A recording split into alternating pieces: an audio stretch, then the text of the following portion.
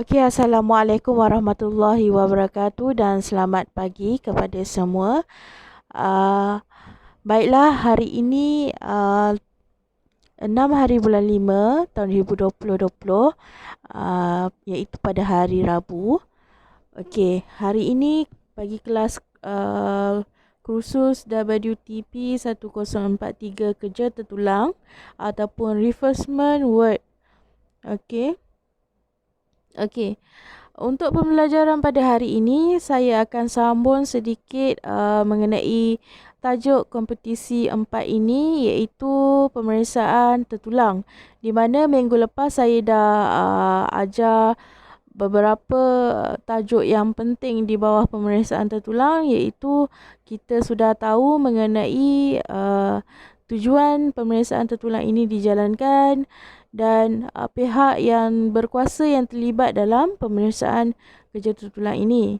Okey, kita imbas sedikit ya di mana apakah yang dimaksudkan dengan tujuan pemeriksaan tertulang ini. Di mana pemeriksaan tertulang ini adalah kita nak tentukan pihak-pihak berkuasa dan juga perundingan yang terlibat secara langsung dalam pemeriksaan tertulang. Okey, itu adalah salah satu tujuannya. Dan seterusnya kita nak tahu kriteria. Kriteria pemeriksaan tertulang ini yang dilakukan. Maksudnya kita nak tahu apa yang kita nak ukur tu, kita nak ukur kriteria yang macam mana. Kita nak periksa kriteria yang macam mana. Okey, seterusnya pihak yang terlibat ataupun pihak berkuasa yang terlibat dalam pemeriksaan tertulang ini, kita ada 3 kategori, di mana kategori yang pertama kita ada pihak berkuasa tempatan, iaitu diwakili daripada majlis ataupun dewan bandaraya. Dan yang kedua kita ada majlis pembandaran dan yang ketiga majlis daerah. Okey, yang kategori yang kedua pula adalah daripada pihak perundingan. Pihak perundingan ini wakil-wakilnya hanya 3 sahaja, 3 profesional sahaja yang terlibat, di mana kita ada jurutera, arkitek dan juga juru ukur bahan ataupun QS. Okey, yang kategori ketiga iaitu JKR, Jabatan Kerja Raya, di mana dia di bawah Kementerian KKR, iaitu Kementerian Kerja Raya. Okey, jadi situ kamu sudah jelas minggu lepas mengenai topik pemeriksaan tertulang. Okey, baiklah. Untuk hari ini adalah sambungan daripada tajuk yang lepas. Kita akan lihat apa? Kita akan belajar mengenai kriteria pemeriksaan kerja tertulang. Dan yang kedua, kita nak tahu jenis dan format borang yang digunakan untuk pemeriksaan tertulang ini. Okey. Okey, baiklah. Saya bagi sebagai contoh ya, di mana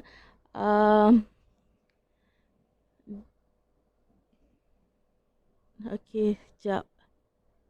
Okey, saya bagi contoh di mana okey, di mana bila kamu nak melakukan pemeriksaan terhadap sesuatu kerja, kamu kena tahu terlebih dahulu kriteria ataupun kategori bagaimana kamu nak periksa. Sebagai contoh, saya berikan iaitu jika kamu mengambil ujian ya, di mana ujian peperiksaan akhir tahun ataupun penilaian akhir. Jadi untuk kami menilai, guru-guru menilai kamu, kita kena ada rubrik permakahan. Dan rubrik permakahan tu, dari situ kami akan dapat mengukur sama ada kamu berpotensi dalam menyediakan kerja-kerja tersebut. Jadi kita kena tahu kriteria-kriteria yang terpilih. Okey, jadi supaya senang untuk kita lihat pencapaian kamu. Okey, sama juga dengan pemeriksaan kerja tertulang ini.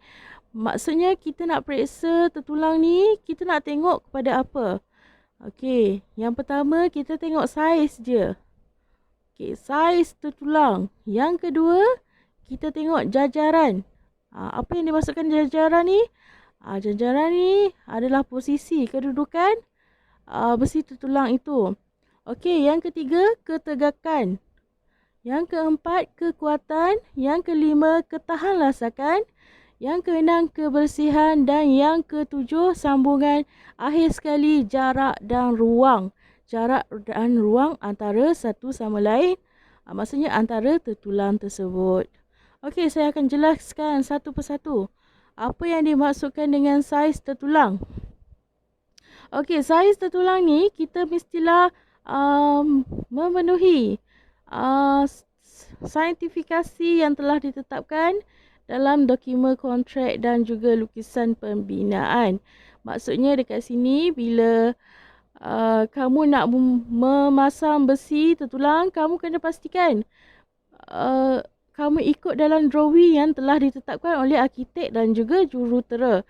Maksudnya, contoh kalau untuk kamu pasang tertulang beam ataupun formwork kamu. Untuk formwork kamu, dalam lukisan pembinaan ataupun lukisan reinforcement ataupun lukisan tertulang, dia menyatakan saiz yang digunakan pada besi tertulang ialah 28 mm. Okey. Dan sepatutnya kamu semasa pemasangan memastikan saiz tersebut betul. Kamu gunakan 28 mm. Namun, jika kamu menggunakan saiz yang tidak contohlah kamu menggunakan saiz 22 mm. Jadi tak sama dekat drawing. So dia tidak memenuhi saintifikasi yang telah ditetapkan dalam dokumen kontrak dan kamu kena buka balik besi tertulang itu, tukar tertulang yang sepatutnya yang telah ditetapkan dalam dokumen kontrak dan juga lukisan pembinaan. Okey, seterusnya saiz bar minima yang digunakan untuk bar memanjang. Di mana bar memanjang? Di mana bar memanjang tu? Sekejap tak boleh nak touch. Okey. Kita tengok di mana saiz memanjang yang dimaksudkan adalah okey. Ini ya. Okey, saiz memanjang ini di sini.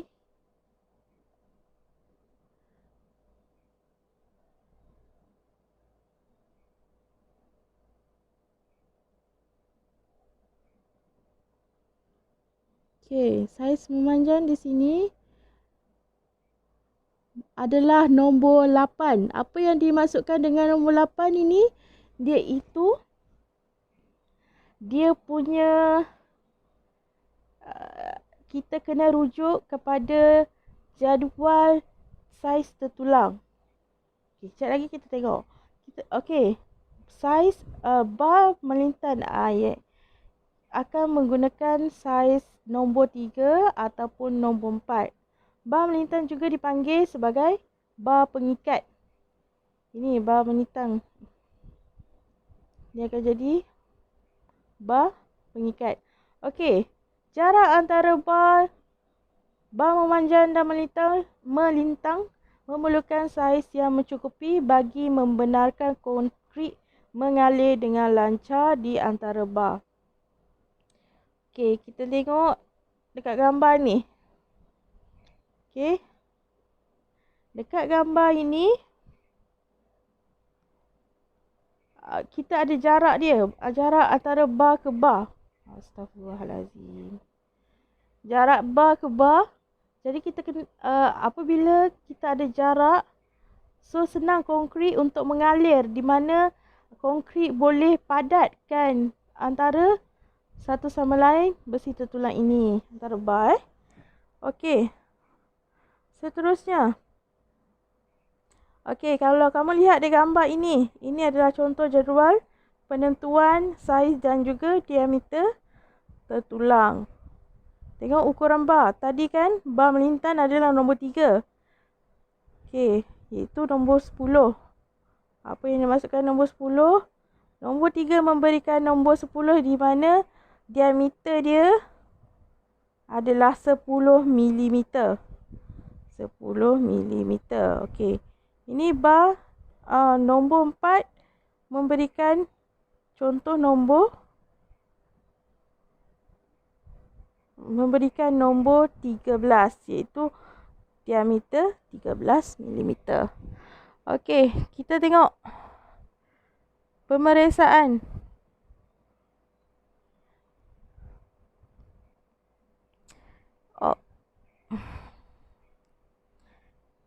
Kita tengok pemeriksaan bagi saiz percekak. Bagi saiz percekak sebelum mengikat, dia mestilah sudut cekakan bagi lin ataupun percekak hendaklah bersudut 135. Okey, kita tengok dekat gambar darjah ni. Dekat gambar darjah ini, nampak tak sudut 136, 35, sorry. Okey, sebab apa kita kena buat cekapan bersudut 135 ni? Sebab kita nak bagi dia kukuh. Kita nak bagi kukuh cekaman tu sekiranya berlaku apa-apa gegaran. Okay, contohlah ya, kalau kamu nak angkat, kita nak menempatkan tertulang ini, kita nak pasang pemasangan tertulang ini di pada dalam keacuan kotak acuan kamu. Jadi berlakulah pergerakan dan juga kestabilan untuk kamu mengangkat tu berlaku sedikit gegaran. Jika sudut cekaman kamu ni tidak mencukupi 135, maka contohlah dapat 100 je kan. Cekaman kamu tu 100 bersudut 100 saja. Jadi jika berlaku gegaran, maksudnya konkrit yang kamu buat tu tak kuat dan mengakibatkan tertulang ini terbuka. Okey, terbuka. Okey, garis dan terbuka dan menyebabkan kamu punya tertulang ini tidak kuat dan kamu perlu membuat balik sudut sepatutnya, iaitu bersudut 135. Okey. Seterusnya, garis pusat besi percekak atau pengikat hendaklah tidak kurang daripada 1/4 daripada garisan bar memanjang yang paling besar. Okey, kita tak boleh, garisan pusat ni tidak kurang daripada 6 mm. Yang terbaik adalah 8 mm. Okey, maksudnya kita kena pastikan garis pusat tu lebih daripada 6 mm. Sebab senang untuk kita pastikan pemasangan besi tertulang kita ni kuat, kukuh. Okey, penggunaan saiz bar yang tidak tepat akan menyebabkan berlakunya. Contoh, kalau kamu menggunakan bar besi tertulang bersaiz 8 mm, kecil sangat daripada sepatutnya. Yang kamu guna adalah 12 mm saiznya. Okey, dia akan menyebabkan kekuatan struktur itu menurun. Kalau kamu tengok gambar belah kiri ni, okey, nampak tak? Okey, dia lama-lama bila beban tak dapat nak tanggung, dia akan lama-lama crack. Akan berlaku penurunan struktur. Maksudnya kekuatan itu semakin lama semakin kurang dan boleh menyebabkan tertulang, akhir sekali konkrit kita dan juga tertulang retak dan juga roboh ataupun roboh. Okey, jika bar bersaiz lebih besar digunakan, okey, dia akan mengecilkan ruang antara tertulang, menyebabkan kesukaran untuk disepadukan. Maksudnya bila ruang dah sempit, bila kita tuang konkrit pada acuan dan juga besi tertulang, jadi padat. Bila ruang sempit sangat, kita susah nak padatkan kita punya acuan tu, acuan konkrit. Dan disebabkan ruang antara bar tertulang antara bar tertulang lain sempit. Okey, yang kedua, kesukaran untuk konkrit mengalir lancar untuk meliputi ruang terutama dalam tembok dan juga lain ruang yang sempit. Maksudnya dia akan berlakunya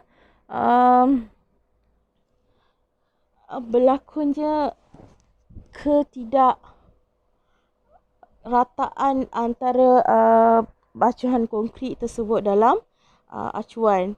Dan juga tempat-tempat sempit tu dia akan berlaku rongga-rongga terbuka macam riang-riang pori dekat muka tu.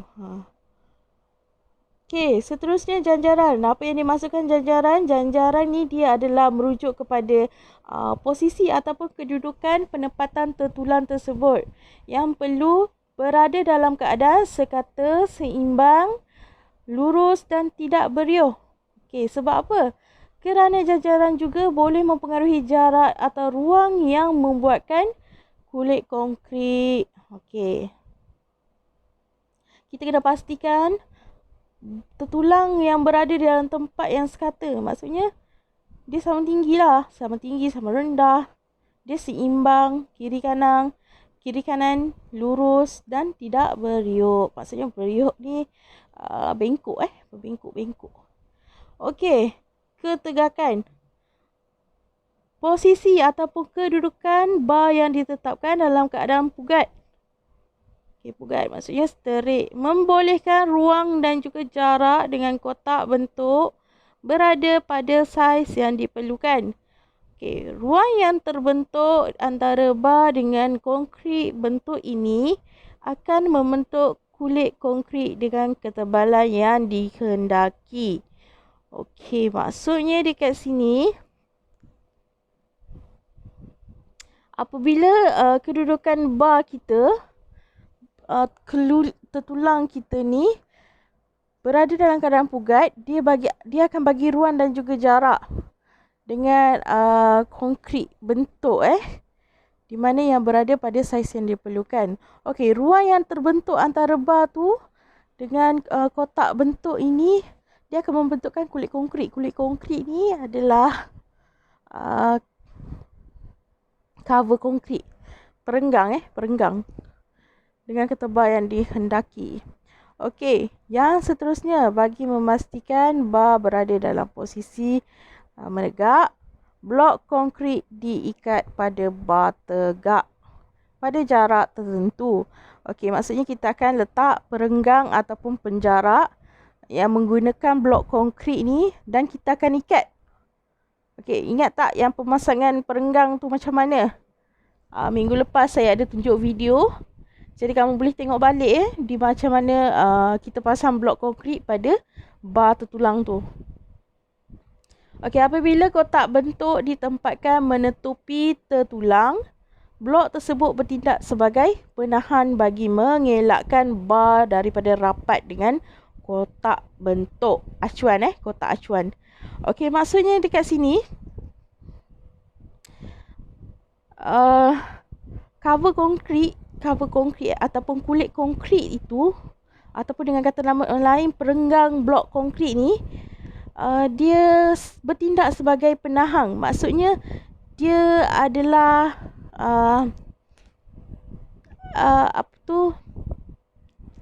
cover. Dia memberi jarak antara macam kamu letak, contohlah kamu letak mesin basuh kan. Kamu letak mesin basuh mesti rapat dengan lantai rumah kamu. Disebabkan kita nak bagi ruang supaya mesin basuh tu tinggi, kamu akan letak bangku ataupun bangku ke empat bucu mesin basuh itu.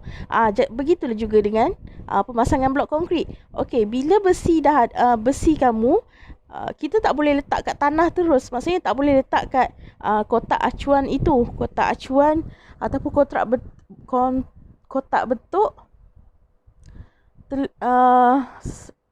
kotak bentuk terlebih dahulu. Maksudnya besi yang kamu telah ikat tu tak boleh rapat dengan kotak bentuk. Jadi kita ambil blok penjara ataupun blok konkrit ni untuk cover dia. menahan daripada rapat dengan kotak acuan ataupun kotak bentuk ini. Jadi ada ruang lah di mana kita besi tertulang kamu ni tak terdedah dengan permukaan kotak bentuk. Okey, seterusnya kekuatan. Kekuatan ni, ini banyak sangat, kamu boleh baca ya. Saya hanya ringkaskan sahaja. Okey, kekuatan ikatan tertulang dan juga kekuatan seroto yang telah ditempatkan diperiksa untuk pastikan keselamatan. Okey, ini sangat penting ya, di mana kekuatan tertulang itu sangat mempengaruhi untuk seroto kamu. Okey. Maksud yang dimaksudkan dari segi ikatan besi kamu tu. Okey. Kekuatan ikatan juga bergantung bagaimana pemantauan kepada jenis-jenis ikatan bar tertulang yang diaplikasikan. Maksudnya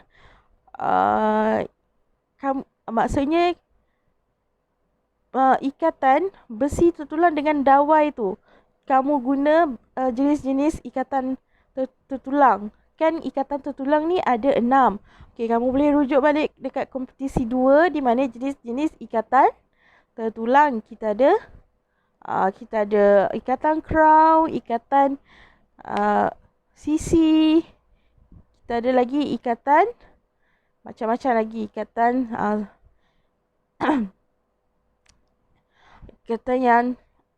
ikatan sisi dan sebagainya. Okey. Dalam kekuatan ni, kimpal jelujur pada bar tertulang tidak dibenarkan. Maksudnya kita jelujur atau tak dibenarkan dalam pada bar tertulang. Okey, hanya dawai pengikat bersalut saja yang dibenarkan untuk mengikat bar-bar bersalut. Maksudnya kita tak nak beresikokan contohlah kita menggunakan dawai pengikat yang berelon ke, yang ada corak-corak ke. Dia sangat mempengaruhi kekuatan tertulang ni, sebab dari segi jenis-jenis penggunaan dawai pengikat sendiri, dia mempengaruhi cara ikatan jenis-jenis ikatan bar tertulang kita itu. Okey, seterusnya dawai pengikat ni kita tak boleh sesuka hati je nak guna saiz apa. Saiz yang ada je, tak boleh. Kita kena guna saiz yang telah ditetapkan. Okey, pemeriksaan dilakukan daripada aspek sertifikasi standard bagi melihat jenis pengikat sepatutnya digunakan bagi setiap anggota seroto seperti penapak ataupun asas, kolom, tembak, rasuk, slab dan juga covert. Okey.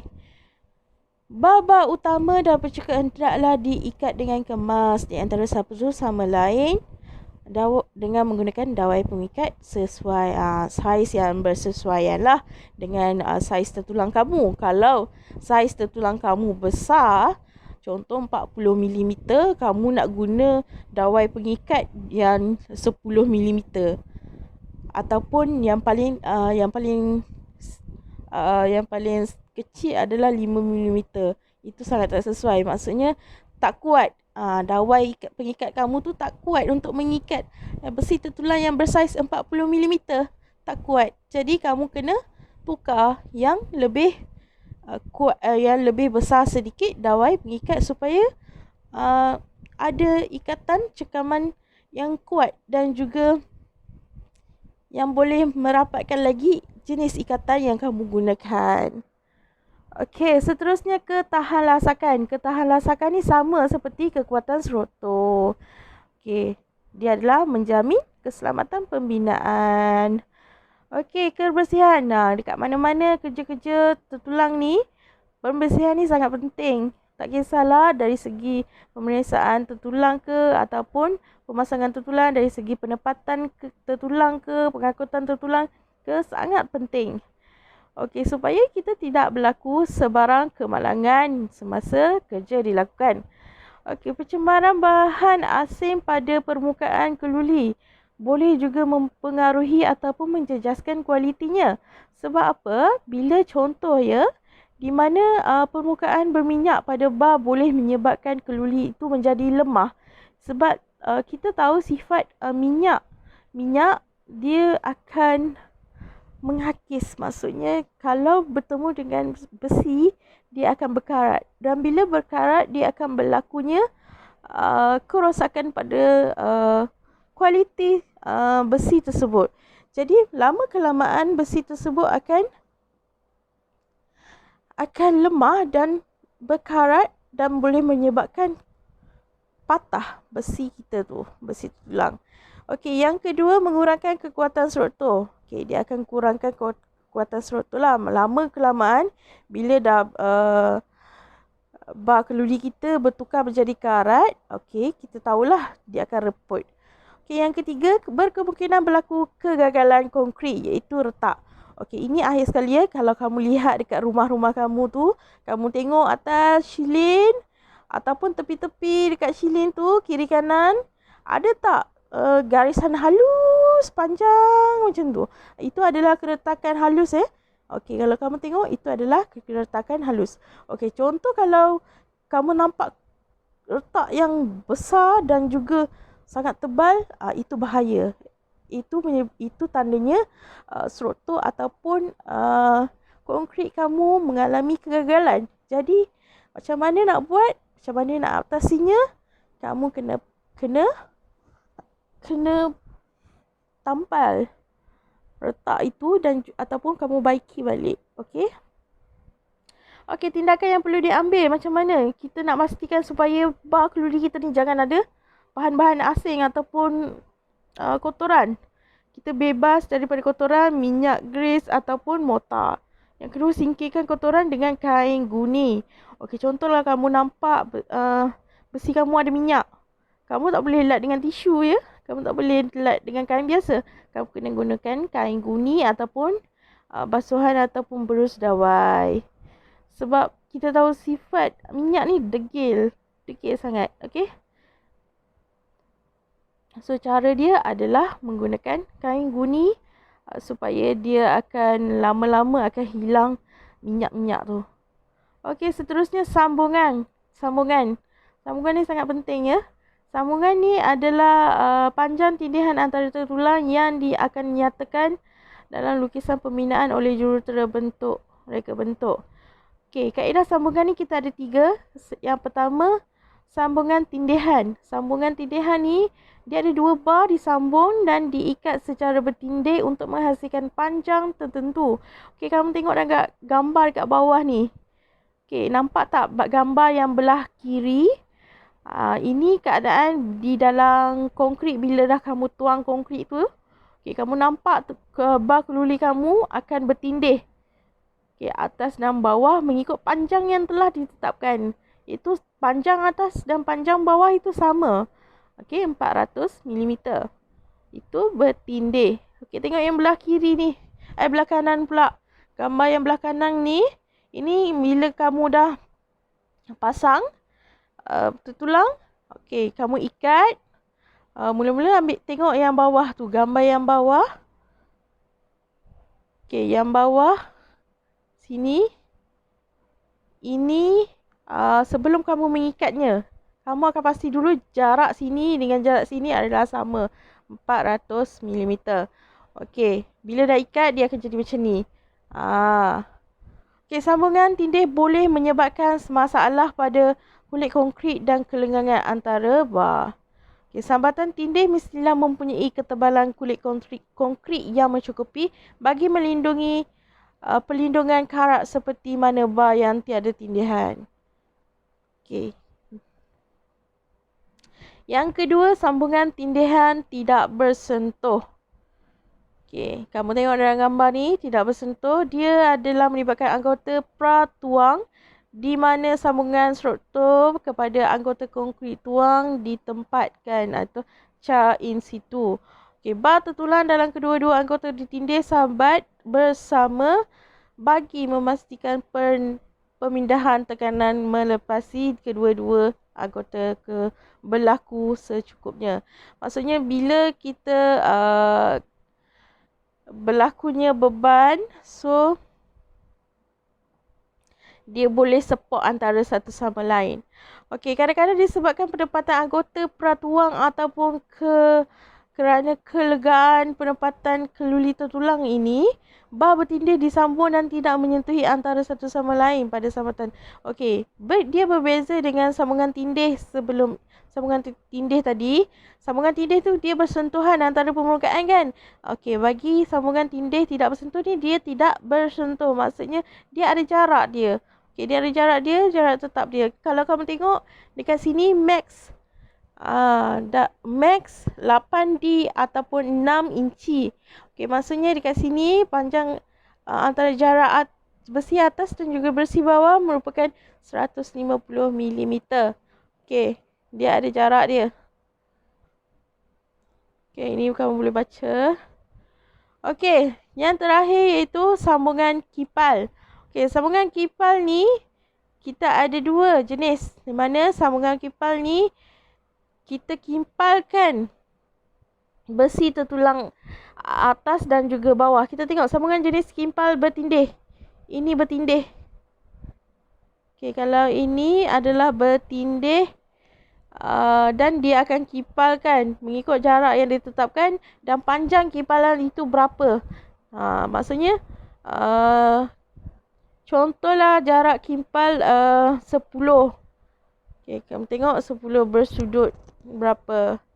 Okey, belah sana tu pun jarak antara kimpal ke kimpal dia ada jarak sendiri. Okey, sambungan jenis kimpal temu. Sambungan jenis kimpal temu, dia bertemu antara satu sama lain dan kita kimpalkan dia. Besi A dan besi B kita kimpalkan secara melintang lah. Maksudnya bertemu antara satu sama lain. Okey, kita tengok jenis sambungan yang betul dan juga sambungan salah. Okey, tengok yang atas tu. Yang betul Westy dan incorrect adalah yang incorrect adalah salah salah yang macam ni. Okey, ini kamu boleh baca sendiri. Okey, jarak dan ruang. Okey, jarak dan ruang ini dia pemeriksaan perlu meneliti dan pemeriksaan bahagian bar yang dibengkokkan kerana ia boleh mempengaruhi ketepatan ruang dan jarak bagi membentuk kulit konkrit, iaitu cover konkrit lah. Okey, tengok tertulang tidak berada dalam posisi ataupun penempatan yang betul. Belah kiri kita tengok, nampak tak sudut 90, tak capai pun sudut 90. Itu dah lain dah sangat tu. Dia sengit. Okey, kalau tengok belah kanan, itu adalah kaedah betul ya. Dia mestilah ada jarak dia, jarak atas, jarak bawah ni dan juga jarak tepi belah kiri ni pada kotak bentuk kamu ataupun kotak acuan kamu. Okey, aspek perlu diperiksa. Okey, periksa jarak atau ruang bar yang sesuai. Verifikasi dengan keperluan plan. Yang ketiga adalah ruang tertulang hendaklah dalam atau kurang daripada 1/2 inci plan lokasi. Okey, kamu kena lebihkan ataupun kurang daripada plan lokasi kamu tu. Okey, agihan tidak sekata bar tertulang boleh menyebabkan keretakan pada konkrit. Okey, maksudnya kalau bila tuang konkrit kamu tidak sama rata ataupun jenis jarak tertulang antara tertulang yang lain sempit, ada yang besar, ada yang kecil. Jadi bila kita tuang konkrit kamu, dia akan menyebabkan beban tak dapat support yang di ruang-ruang yang tak ada konkrit itu. So berlakulah keretakan. Okey, seterusnya kita masuk jenis-jenis borang pemeriksaan ataupun RIN ataupun dan juga RFI. Okey, borang yang digunakan untuk pemeriksaan ni kita ada dua jenis borang. Kebiasaannya di tapak pembinaan, kita ada request for information iaitu RFI dan juga request for inspection RIN. Okey, pemeriksaan tertulang ni terdapat borang-borang khas yang digunakan bagi kerja tertulang. Okey, untuk kerja tertulang ni kita ada beberapa borang khas untuk kita periksa. Okey, borang-borang ni diisi oleh pihak kontraktor dan ditarangi oleh pihak berkuasa. Pihak berkuasa ni antara 3 kategori itulah. Pihak berkuasa tempatan, pihak perundingan dan juga JKR. Okey, seterusnya kita tengok apa yang dimasukkan request for inspection. Nama pun inspection. Inspection adalah pemeriksaan. Okey. Dia mengandungi perincian tentang kerja yang hendak dibuat dengan menyatakan, okey, dia kena nyatakan dalam borang tu jenis kerja. Jenis kerja apa yang dia buat. Contoh kalau kita adalah kerja pemasangan tertulang. Okey, yang kedua tarikh untuk dilaksanakan. Yang ketiga tarikh permohonan pemeriksaan oleh COW. Okey, Slate of Word. Okey, yang keempat ruang komen oleh kontraktor setelah pemeriksaan dilakukan. Okey, kena ada juga ruang komen oleh COW setelah diperiksa. Okey, yang sekali kita kena ada status pemeriksaan dan juga ruang-ruang pengesahan untuk pihak berkuasa.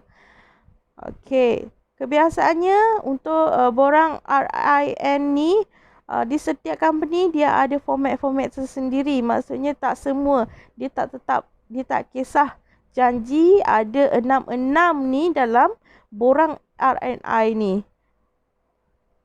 Okey, kita tengok ini borang, contoh borang RNI. Okey, ini dekat company Seri Wardani.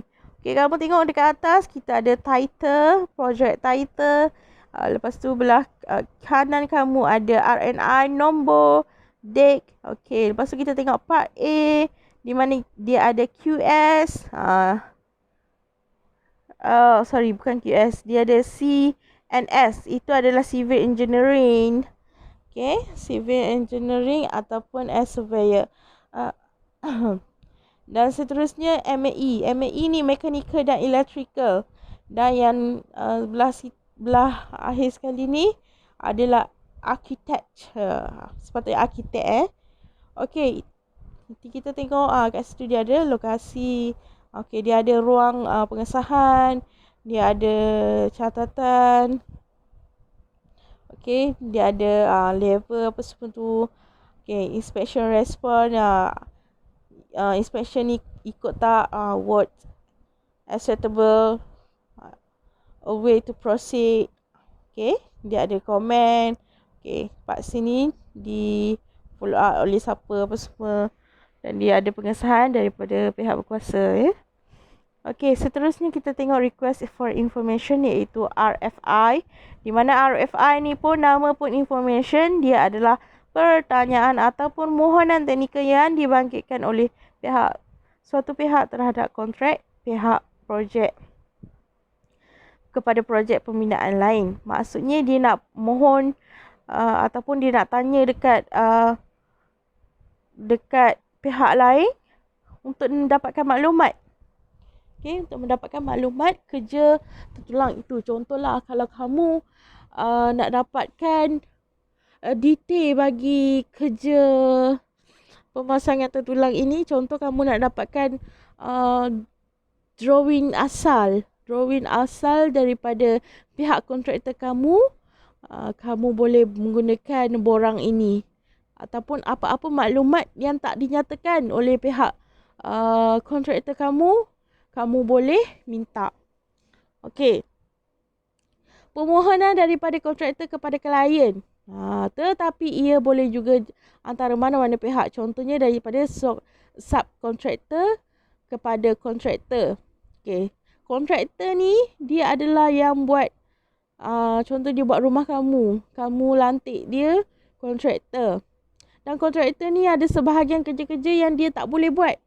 Dia akan lantik kontraktor lain. Dan kontraktor lain itulah yang diberi nama subkontraktor. Okey. Jadi subkontraktor ni dia tak tahu detail-detail. Contoh dia tak tahu saiz besi tu buat berapa apa semua. Ada sebahagian maklumat yang dia tak dapat.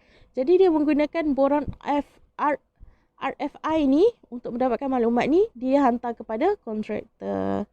Okey, kita tengok tujuan dia. Mendapatkan penjelasan tentang komponen atau pemasangan dengan lebih saintifik disebabkannya disebabkan ianya tidak dinyatakan lebih lanjut atau tidak difahami walaupun melalui semakan lukisan dan juga sertifikasi. Ya, macam yang saya cakap tadi lah.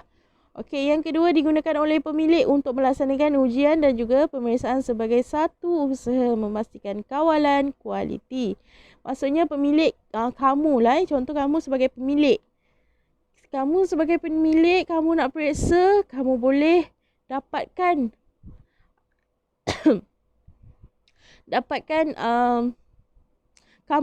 kamu dapatkan boran RFI ni untuk kamu dapat untuk kamu uji sama ada pihak kontraktor ni menjalankan kerja secara berkualiti yang telah ditetapkan atau tidak. Okey, ini adalah contoh request for information. Kamu tengok ya, dia adalah lebih, maksudnya dia banyak ruang jika dibandingkan dengan FIN tadi. Sebab dia nak dapatkan information, jadi dia ada pihak di atas ini dan juga pihak di bawah ini. Okay, respon by apa? Okay, ini adalah contoh borang pemeriksaan tertulang. Okay, contoh kamu tengok dulu. Okay, borang pemeriksaan tahap ketegangan tertulang. Okay, minggu depan kita akan belajar macam mana nak isi borang-borang ni. Okey, lain-lain borang pemeriksaan. Okey, apa yang dimaksudkan lain-lain borang di pemeriksaan ni? Dia adalah selain daripada dua borang tadi, RFI dan juga RNI. RIN. Okay, sorry. Okey. Dia borang-borang lain ni, kita kena dapatkan dekat JKR, iaitu Jabatan Kerja Raya. Hanya JKR saja yang akan mengeluarkan borang-borang mengikut peringkat pemeriksaan. Contoh iaitu kita ada 3 peringkat penerimaan, di mana peringkat penerimaan ni tujuan untuk operasi dan juga senggara. Okey. Tujuan untuk kamu melakukan kerja tersebut dan menyelenggara kerja tersebut dari awal hingga akhir. Maksudnya macam tu. Okey, yang kedua penerimaan untuk tujuan daftar aset khusus. Maksudnya untuk daftar aset-aset kamu secara yang khusus, khas sahaja. Kamu boleh dapatkan borang bagi peringkat penerimaan dan kamu dapatkan borang ini dekat JKR. Okey, yang kedua peringkat pembinaan di mana operasi dan penyelenggaraan aset. Maksudnya kita buat pembinaan, masa pembinaan tu, peringkat pembinaan dan juga time tu juga kita kena senggara aset-aset kita. Okey, yang ketiga peringkat produk siap, di mana projek kamu dah siap, kamu kena ambil borang ni, iaitu peringkat penilaian awal bagi tujuan pemulihan, ubah suai dan juga naik taraf. Yang kedua, peringkat penilaian awal bagi tujuan pemulihan. Jika ada berlaku sebarang kerosakan, kamu pun boleh dapatkan borang ini daripada JKR. Yang ketiga, peringkat penilaian awal bagi tujuan penilaian risiko dan keselamatan. Okey, ini bagi jika ada berlaku kamu tengok projek kamu tu, rumah kamu ada retak ke apa ke, kamu boleh dapatkan borang tersebut. Okey, yang akhir sekali peringkat penilaian keadaan bangunan selepas bencana jika berkenaan. Maksudnya contoh tsunami ke, baru je projek kamu siap, tiba-tiba bencana datang, bencana alam. Contoh pokok lah, pokok jatuh dekat rumah projek kamu. Jadi kamu kena dapatkan borang ni untuk penilaian keadaan bangunan. Okey, so jadi kesimpulan pada hari ini, kita dah belajar 2 topik penting di mana saya dah ajar kriteria pemeriksaan kerja tertulang. Kita dah nampak saiz apa, kriteria apa yang kita nak, iaitu dari segi saiz tertulang, janjaran, ketegakan, kekuatan, ketahlasakan, kebersihan, sambungan dan juga jarak dan ruang. Okey, yang seterusnya iaitu jenis-jenis borang pemeriksaan. Kamu dah tahu request for inspection ni untuk apa? Request for inspection. Inspection. Kamu ingat inspection adalah pemeriksaan. Kita nak lakukan pemeriksaan. Okey. Yang kedua, request for information. Information ni kita nak dapatkan maklumat dan juga pertanyaan, RFI. Dan kita ada lain-lain borang pemeriksaan. Jadi untuk hari ini sahaja kamu dah tahu dua tajuk, kamu dah tahu kriteria, kamu dah tahu jenis borang yang digunakan untuk pemeriksaan tertulang. Okey.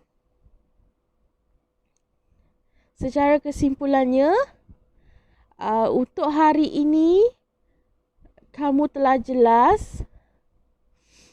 Okey, kita sebelum saya akhiri pembelajaran hari ini, saya akan bagi tugasan untuk kamu jawab soalan saya daripada kefahaman kamu mengenai topik ini, dua subtopik ini dalam grup WhatsApp, dan saya akan maklumkan lebih detail mengenai tugasan ini dalam grup WhatsApp. Jadi terima kasih kepada yang menonton video ini dan diharapkan semua jika ada sebarang pertanyaan dan juga persoalan boleh PM saya ataupun WhatsApp secara personal kepada saya untuk menanyakan apa yang kamu tidak faham mengenai dua subtopik ini. Okey, baiklah. Minggu depan saya akan saya akan sambung lagi kaedah di mana kita nak menulis ataupun mengisi borang pemeriksaan ini, borang-borang pemeriksaan tertulang dan juga pengurusan pemeriksaan tertulang. Jadi minggu depan kita akan belajar dua subtopik baru, dua subtopik yang penting dalam pemeriksaan tertulang ini.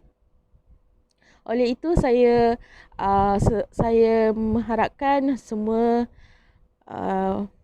dapat memberi kerjasama untuk menyiapkan tugasan ini, tugasan yang akan saya berikan dan hantar pada waktu yang telah ditetapkan. Sebelum saya akhiri, saya ucapkan selamat berbuka puasa, jaga diri, jaga kebersihan dan stay home, jangan ke mana-mana. Jika ada urusan penting, hanya keluar, jaga kesihatan kamu.